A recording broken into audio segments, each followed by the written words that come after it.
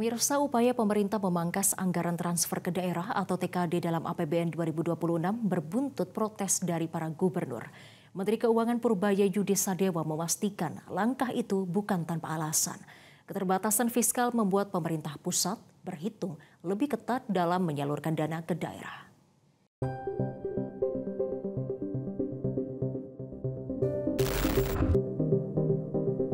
Momen tak biasa terjadi di kantor Kementerian Keuangan Republik Indonesia di Jakarta.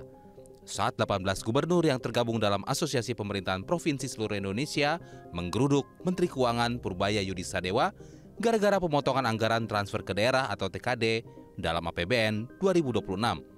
Meski pemerintah menetapkan TKD 2026 sebesar 693 triliun rupiah, lebih besar 43 triliun dari usulan semula yang hanya 650 triliun rupiah, namun TKD 2025 tetap lebih kecil dibanding alokasi pada APBN 2025 yang sebesar 919,87 triliun rupiah. Keputusan ini pun memicu gelombang protes. Gubernur Maluku Utara Seri Cuandra mengaku TKD 2026 hanya cukup untuk belanja rutin. Sementara Gubernur Aceh Muzakir Manaf menyatakan terbebani atas pemangkasan anggaran hingga 25% tahun ini. Total dana transfer dari pusat ke daerah untuk Provinsi Maluku Utara secara keseluruhan itu kita tahun 2025 itu 10 triliun sekian, di tahun 2026 itu sisa 6,7, jadi kita kepotong 3,5 triliun. Dari 3,5 triliun itu potongan terbesar itu ada di DBH, jadi potongan DBH kita itu 60%. Kita semua tadi masing-masing dari gubernur sudah menyuarakan pendapat kepada Pak Menteri Keuangan untuk dipertimbangkan karena kita dengan perencanaan dana transfer pusat ke daerah yang ada saat ini hanya cukup untuk belanja rutin. Belanja infrastruktur jalan jembatan itu menjadi berkurang.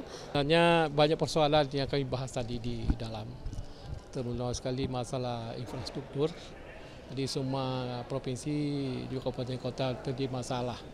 Jadi kami sampaikan kepada Pak Menteri supaya agar dapat dibenahi lah ya, semaksimal mungkin di provinsi masing-masing. Misalnya seperti itu. Ditemui terpisah, Menteri Keuangan Purbaya Yudi Sadewa menekankan pemangkasan dana transfer ke daerah terjadi karena keterbatasan fiskal. Kendati demikian, pemerintah pusat tidak menutup kemungkinan mengembalikan anggaran TKD apabila kondisi ekonomi nasional membaik. Besar pasti semakin besar kepotongnya, kira-kira begitu sederhana itu. Itu kan semacam pukul rata berapa persen sih, dan dilihat juga kebutuhan daerahnya. Kita lihat Jakarta masih bisa tahan dengan pemotongan sebesar itu dan cara persentase enggak lebih besar dibanding yang lain. Tapi dengan pembiayaan yang lain juga, kalau ekonomi kita membaik, arahnya berbalik, tahun depan sudah kelihatan lebih cepat, saya akan bisa perkirakan pendapatan saya seperti apa di akhir tahun. Pertengahan triwulan tahun kedua triwulan kedua tahun depan, saya akan hitung ulang berapa pajak saya sampai akhir tahun. Kalau lebih, saya akan redistribusi lagi ke daerah. Tapi dengan syarat tadi, belanjanya jangan banyak yang melenceng-melenceng. Di sisi lain, Menko Purbaya memuji Pemprov Jakarta yang tidak banyak protes, meski mengalami pemotongan dana bagi hasil yang cukup signifikan, yakni hampir 20 triliun rupiah. Purbaya bahkan melontarkan candaan masih bisa memangkas anggaran lebih dari sebelumnya. Dengan turunnya APBD dari 95 ke 79 triliun rupiah, Gubernur Jakarta Pramono Anung akan mengandalkan skema pembiayaan kreatif, salah satunya melalui pembentukan Jakarta Collaboration Fund.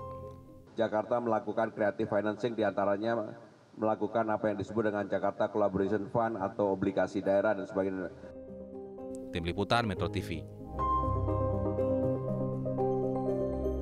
Jelajahi cara baru mendapatkan informasi. Download Metro TV Extend sekarang.